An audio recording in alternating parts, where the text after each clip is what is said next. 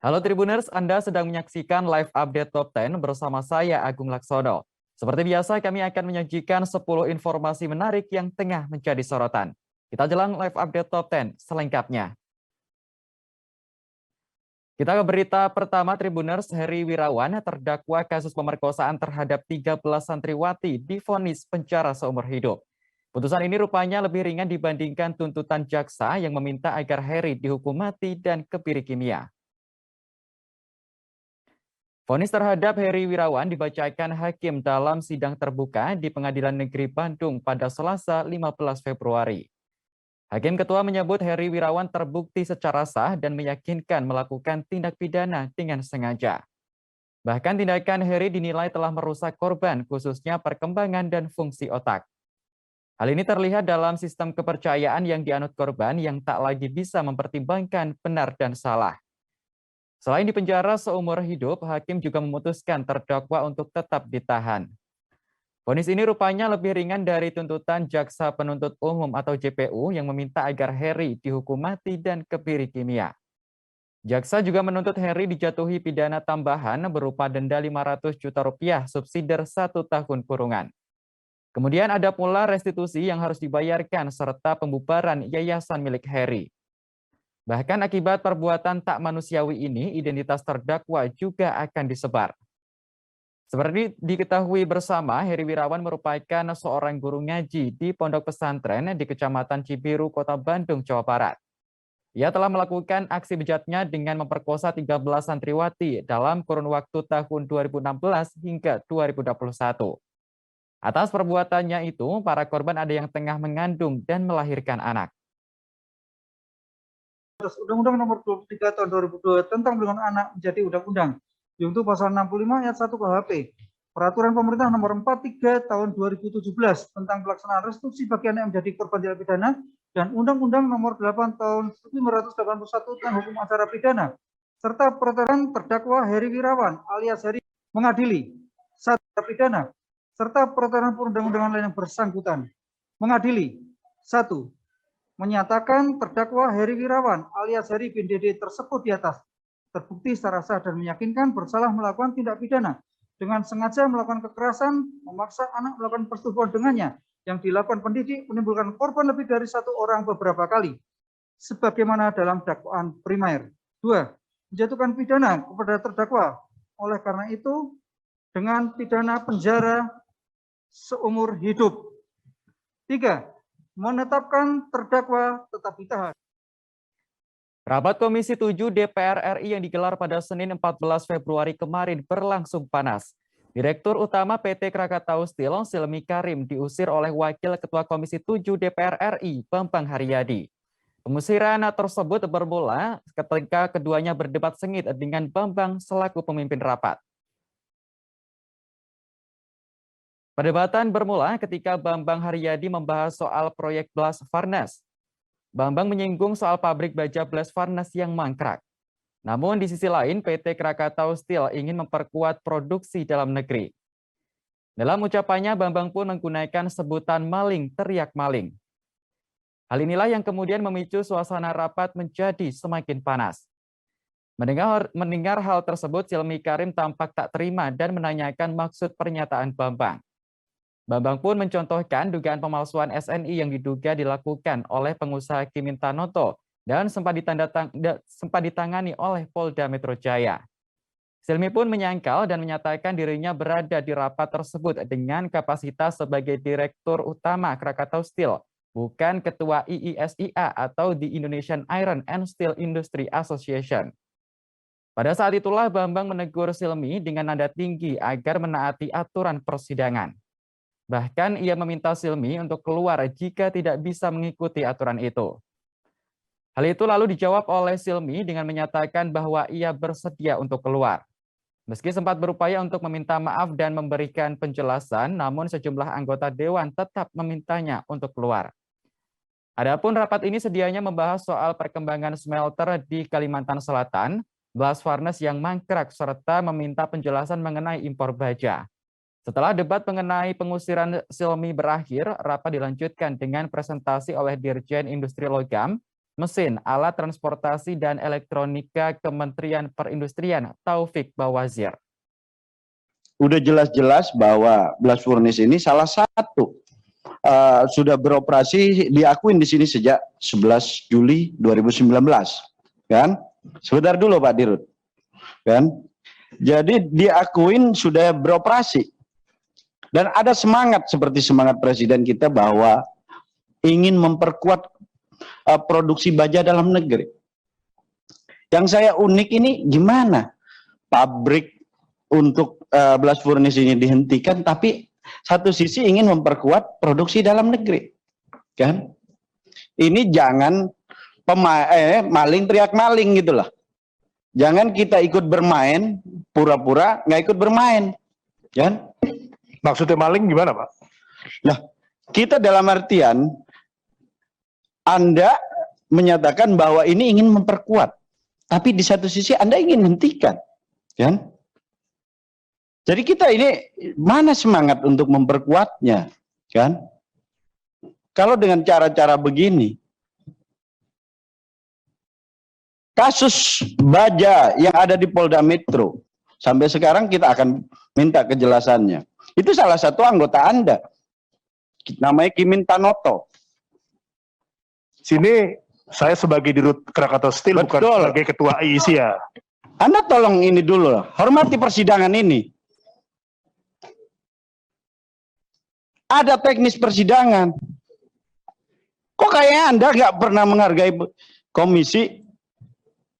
Kalau sekiranya Anda nggak bisa ngomong di sini, Anda keluar. Baik. Kalau memang harus keluar, kita keluar. Pimpinan, Keluar. untuk Ya. menjaga Setuju, marwah setuju. kita punya sidang ini, kalau beliau sudah nantangin itu ya keluar aja. Anda keluar. Ini, Jangan ya. sampai pimpinan kita yang malu. Keluar. Anda sudah contempt of parliament. Ini, saya minta maaf. Anda merasa hebat. Tidak. Sudah pimpinan, saya pikir dihentikan saja. Ini udah nantangin ruangan ini yang ditantang sama dia. Tidak ada maksud kami menantang. Tadi Bapak Kan sudah bilang bilang. sendiri ada teknis persidangan. Tata bercara itu harus didengerin dulu, baru menjawab. Dan Anda sudah menjawab bahwa Anda pengen keluar. Silakan keluar. Pendakwah kondang Ustadz Khalid Basalamah baru-baru ini menjadi perbincangan setelah video potongan ceramahnya viral. Video ceramah tersebut dikecam berbagai pihak karena dinilai mengharamkan wayang. Terkait hal ini, Ustadz Khalid Basalamah pun memberikan klarifikasi. Dalam video yang beredar, ceramah diawali dari sebuah pertanyaan yang diambil Khalid dari sebuah kertas. Pertanyaan tersebut terkait seseorang yang menyukai wayang dan bagaimana mengenai tobatnya seorang dalang. Khalid Basalamah pun menjawab pertanyaan tersebut. Menurutnya, budaya seperti wayang harus ditinggalkan apabila seseorang sudah beragama Islam. Selain itu, Khalid juga menyebut bahwa wayang ini harus dimusnahkan atau dibuang. Potongan video berdurasi 2 menit 20 detik ini pun kemudian viral dan dikecam berbagai kalangan, termasuk para pecinta budaya hingga Wakil Ketua Komisi 4 DPR RI, Deddy Mulyadi. Dalam akun Instagramnya, Deddy menanggapi pernyataan Ustadz Khalid dengan santai. Ia menyebut jika wayang memang haram apabila dimakan. Setelah ramai diberitakan, akhirnya Khalid Basalamah pun memberikan klarifikasinya. Melalui akun Instagramnya, pendakwah keturunan Timur Tengah ini menyampaikan permohonan maaf. Khalid menegaskan jawaban atas pertanyaan jemaah di potongan video tidak ada kata-kata yang mengharamkan wayang. Ia hanya menyampaikan dan mengajak agar seorang muslim menjadikan Islam sebagai tradisi. Dalam klarifikasinya, Khalid membatasi ruang lingkup pernyataan tersebut sebagai jawaban seorang dai muslim kepada penanya muslim. Untuk diketahui, Ustadz Khalid Basalamah merupakan seorang pendakwah keturunan Arab sekaligus pengusaha. Sejumlah bisnis ia tekuni mulai dari kuliner Timur Tengah, travel umroh dan haji hingga penerbitan buku-buku Islam. Belakangan Khalid juga aktif berdakwah melalui akun YouTube-nya yang saat ini sudah memiliki pengikut sebanyak 2,13 juta. Saya akan coba klarifikasi jawaban kami, saya coba bagi menjadi 3 bagian, saudaraku, seiman dan juga sebangsa dan setanah air. Yang pertama adalah lingkupnya adalah pengajian kami dan jawaban seorang dai muslim kepada penanya muslim. Itu dulu batasannya. Dan saya pada saat ditanyakan masalah wayang, saya mengatakan alangkah baiknya dan kami sarankan agar menjadikan Islam sebagai tradisi, jangan menjadikan tradisi sebagai Islam. Dan tidak ada kata-kata saya di situ mengharamkan. Saya mengajak ya agar menjadikan Islam sebagai tradisi. Makna kata-kata ini juga, kalau ada tradisi yang sejalan dengan Islam, tidak ada masalah. Dan kalau bentrok sama Islam, ada baiknya ditinggalkan. Dan ini sebuah saran. Potongan yang kedua teman-teman sekalian, pada saat penanya menanyakan bagaimana tobatnya dalang. Jadi pertanyaan ini kami jawab. Ini mirip dengan sebenarnya lingkupnya ya.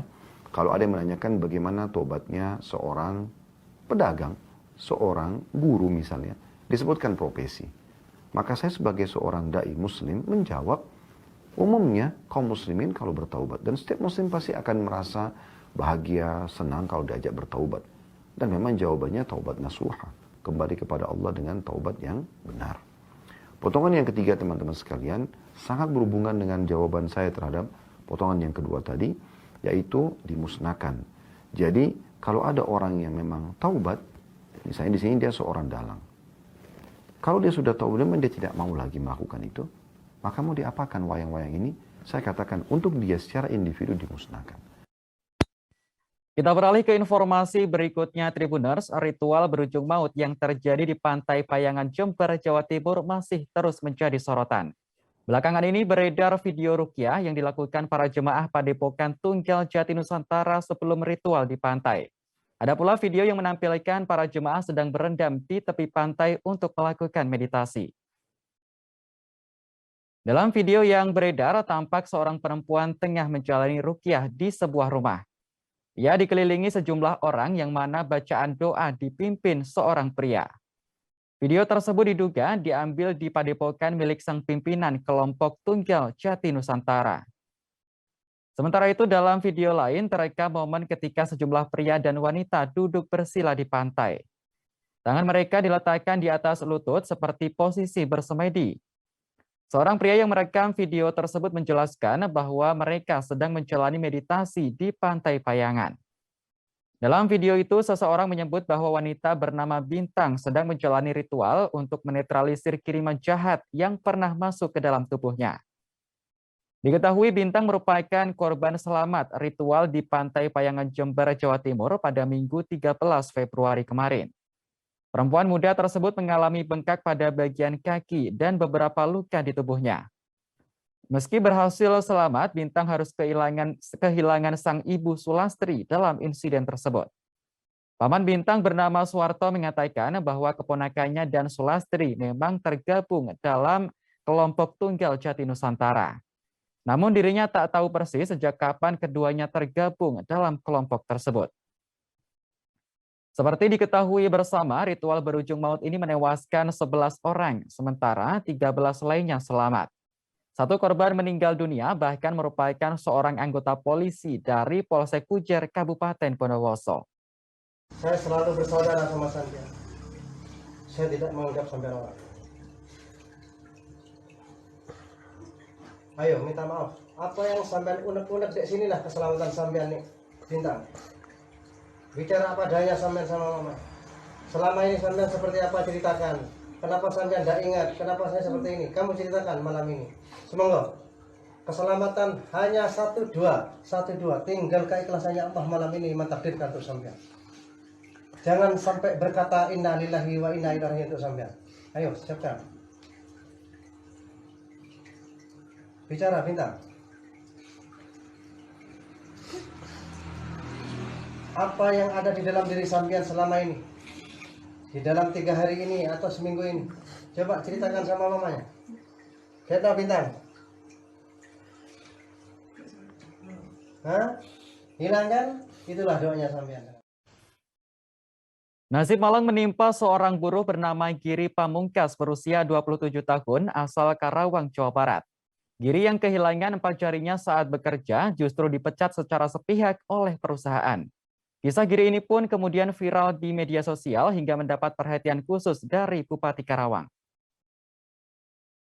Inilah foto yang memperlihatkan Giri sedang memegang kertas berisi curahan hatinya setelah dipecat. Dalam foto tersebut tampak 4 jari tangan kanan Giri sudah hilang dan hanya tersisa jempol saja.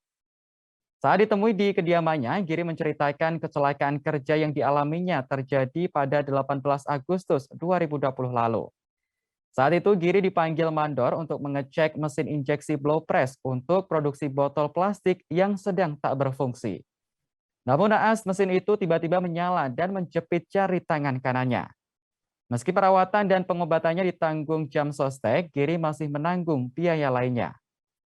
Seusai kejadian, dirinya merasa stres dan sangat tertekan. Selain mengalami cacat permanen, Giri yang merupakan tulang punggung masih harus menghidupi anggota keluarganya. Ditambah pula masa kontraknya tak diperpanjang oleh perusahaan pada Januari 2021.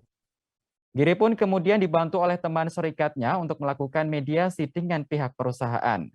Hasilnya, perusahaan sempat menjanjikan Giri bekerja kembali pada Februari 2021, namun nyatanya hanya janji belaka. Kemudian Giri bersama pengurus serikat pekerja kembali mendatangi manajemen dan Dinas Tenaga Kerja dan Transmigrasi Karawang. Lagi-lagi dirinya dijanjikan untuk dipekerjakan setelah Lebaran 2021. Hingga akhirnya Giri memutuskan untuk menghidupi keluarga dengan cara berjualan telur asin dan pakan hewan. Kisahnya yang viral kemudian menarik perhatian dari Bupati Karawang, Selisa Nurahdiana. Selisa dan jajarannya kemudian melakukan sidak ke PT Hasil Raya Industries atau PT HRI tempat Giri bekerja dulu.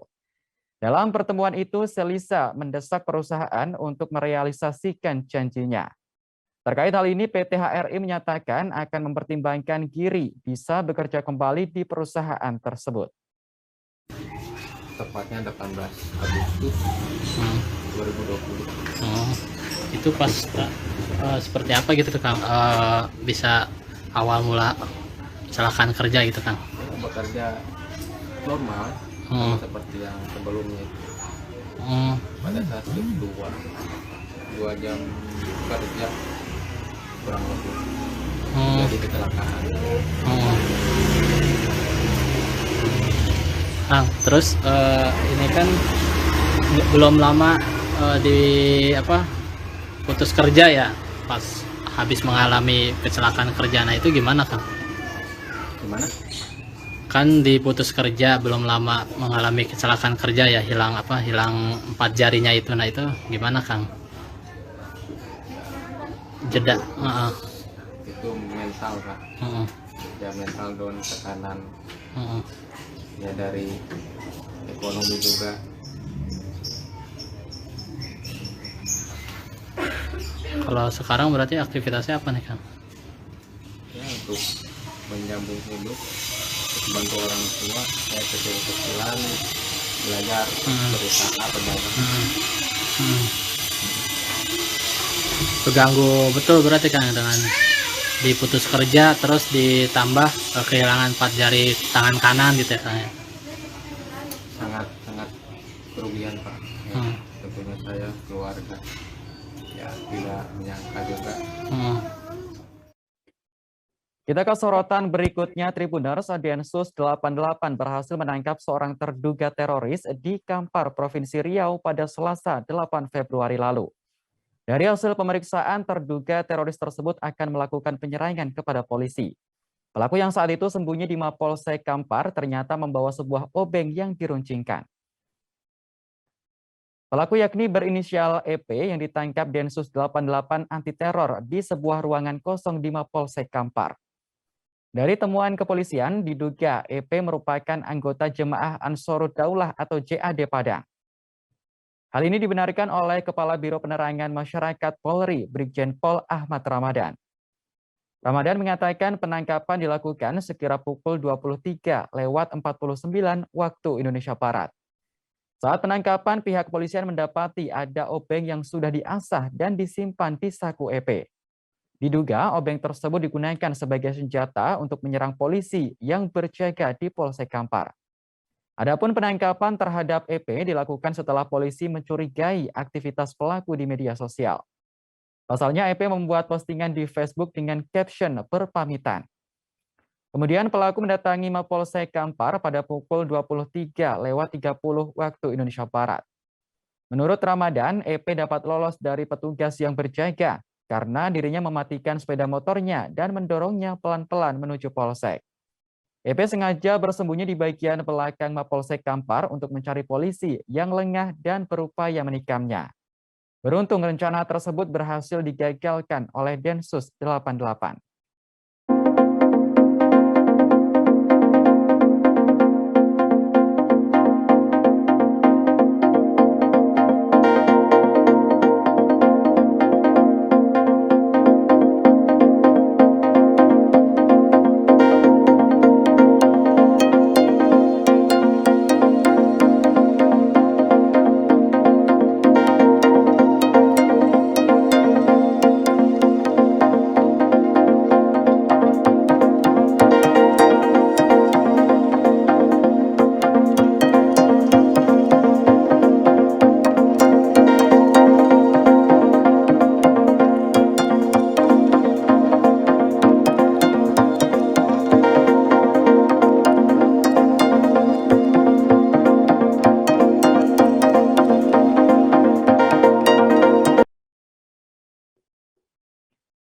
Beredar video seorang pria Parubaya menodongkan pistol kepada seorang tukang bangunan di Pondok Indah, Jakarta Selatan. Pria tersebut nekat melakukan aksinya karena terusik dengan suara bising proyek pembangunan. Tak butuh waktu lama, polisi akhirnya berhasil menangkap pria tersebut. Pelaku berinisial RPB, 54 tahun, hanya bisa tertunduk setelah ditetapkan sebagai tersangka kasus pengancaman dengan senjata api. Kabid Humas Polda Metro Jaya, Kombes Endra Zulpan mengatakan, kejadian ini berlangsung pada Sabtu 12 Februari kemarin. Aksi penodongan pistol ini dipicu lantaran pelaku terusik dengan suara bising dari aktivitas renovasi rumah tetangganya. Kala itu ia sedang mengikuti forum online, namun menjadi tidak fokus karena terganggu suara tersebut. Hingga akhirnya ia mendatangi sumber suara dan menodongkan pistol kepada seorang tukang bangunan. Dikatakan Zulpan, senjata yang digunakan pelaku adalah airsoft gun berjenis Glock. Tak hanya menodongkan pistol, pelaku juga membentak tukang bangunan tersebut dengan nada ancaman. Tukang yang ketakutan pun sempat menjawab, namun kembali dibalas bentakan oleh pelaku. Rupanya aksi tersebut terekam dalam video dan kemudian viral di media sosial. Polisi pun bergerak cepat untuk menangkap pelaku.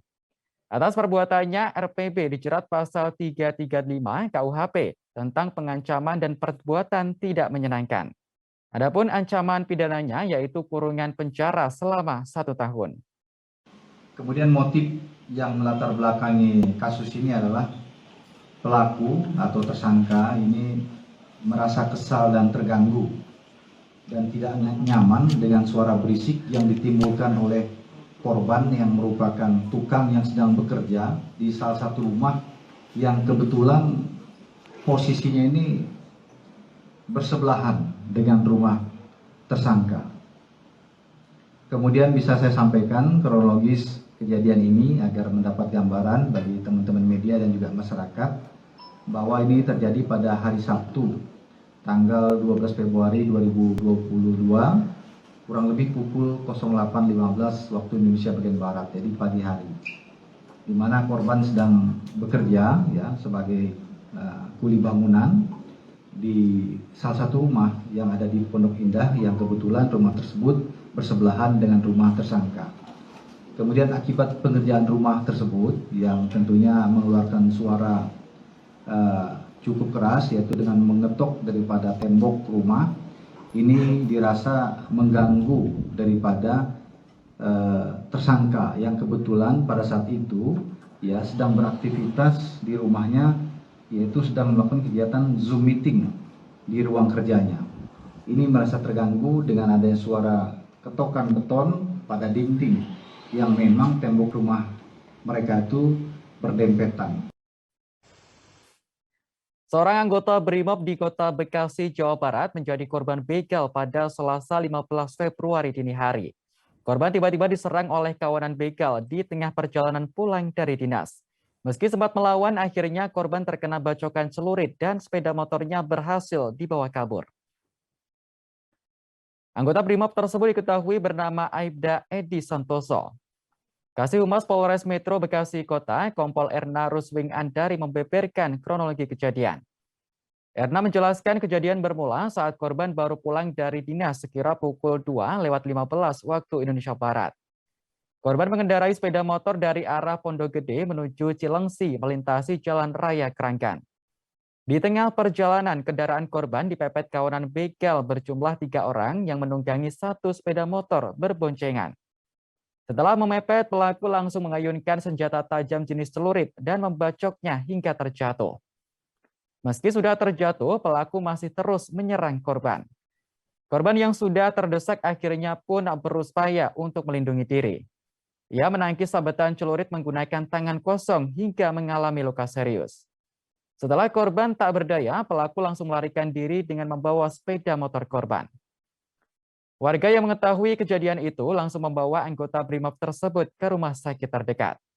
Sementara itu, kasus pembegalan terhadap anggota BRIMOB tersebut tengah ditangani oleh Polres Metro Bekasi Kota.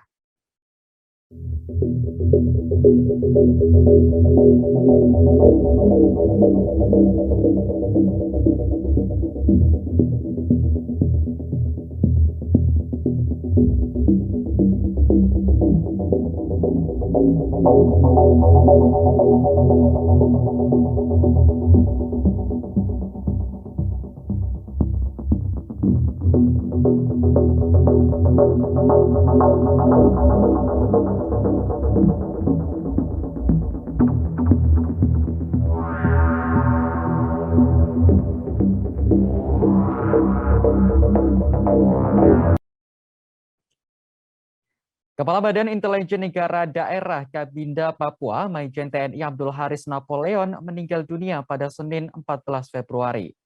Abdul Haris mengembuskan napas terakhirnya di Sentani, Jayapura karena penyakit jantung yang dideritanya. Kabar duka ini disampaikan oleh Kabag OPS Binda Papua, Kolonel Infanteri Rahmat. Sebelum meninggal dunia, Maijen TNI Abdul Haris sempat terjatuh lantaran penyakit jantungnya. Setelah itu, Maijen TNI Abdul Haris langsung dibawa ke Rumah Sakit Dian Harapan. Saat dilarikan ke rumah sakit tersebut, kondisinya dikabarkan sudah dalam keadaan meninggal dunia. Untuk diketahui, sebelum menjabat sebagai Kabinda Papua, Abdul Haris pernah bertugas sebagai Pasintal Korem 172 PWY. Sejumlah jabatan strategis lainnya juga sudah diemban oleh Abdul Haris. Sebut saja Dandim 1701 Jayapura dan Aster Kodam 17 Cendrawasih. Jabatan Kabinda Papua dijalani oleh Abdul Haris sebanyak 2 kali. Dirinya pernah menjabat sebagai Kabinda Papua hingga tahun 2020 dan digantikan oleh Brigjen Gusti Putu Dani Nugraha. Namun Brigjen Gusti Putu Dani gugur dalam insiden penembakan KKB pada 26 April 2021 lalu. Abdul Haris pun menggantikan posisinya dan kembali menjabat sebagai Kabinda Papua hingga akhir hayatnya. Adapun saat ini jenazah almarhum sudah dibawa ke Jakarta dan tiba di Bandara Internasional Soekarno-Hatta pada Selasa siang. Jenazah kemudian diantar menuju rumah duka di Cibubur, Jakarta Timur. Karena semasa bertugas Abdul Haris memiliki tanda penghargaan, maka jenazahnya akan dimakamkan di TMP Kalibata.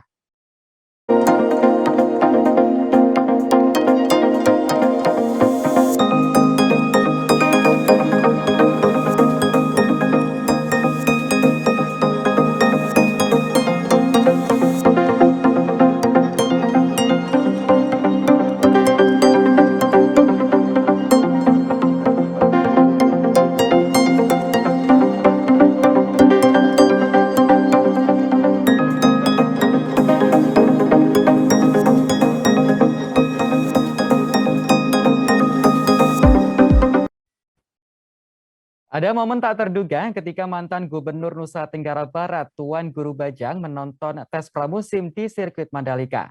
Kala itu Tuan Guru Bajang Zainul Majni diusir oleh seorang anggota BRIMOB. Anggota BRIMOB tersebut rupanya tak menyadari bahwa yang ia tegur adalah Zainul Majni lantaran mengenakan masker. Setelah tahu, BRIMOB tersebut langsung sungkem dan meminta maaf berkali-kali.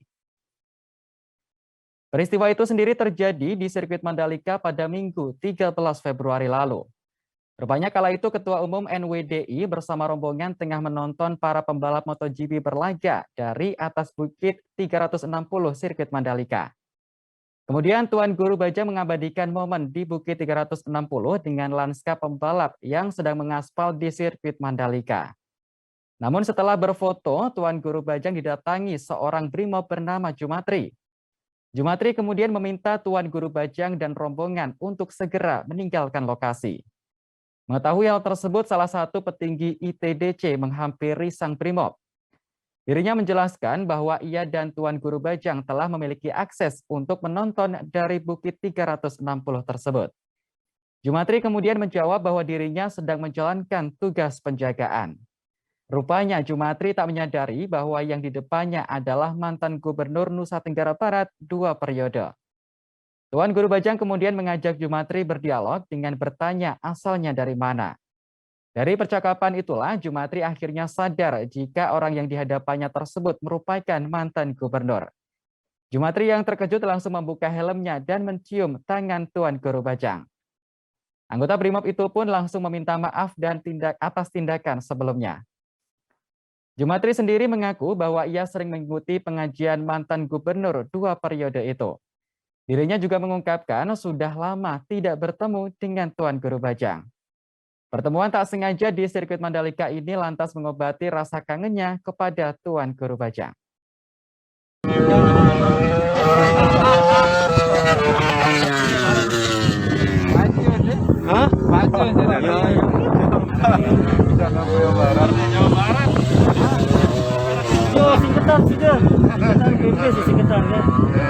Barat rapat sama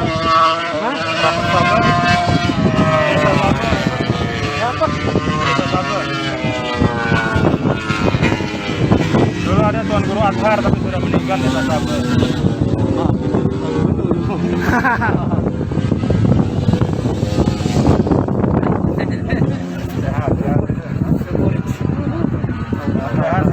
Alhamdulillah.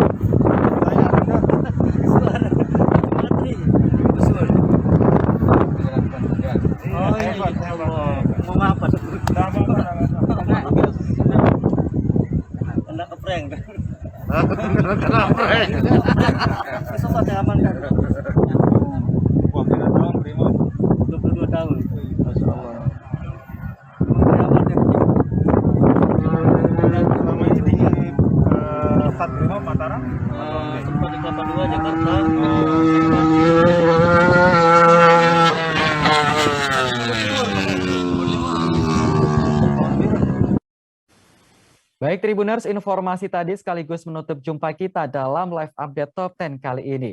Jangan lupa untuk terus perbarui informasi Anda di kanal YouTube Tribun News. Saya Agung Laksono pamit undur diri. Terima kasih dan sampai jumpa. Jangan lupa like, subscribe, dan share ya.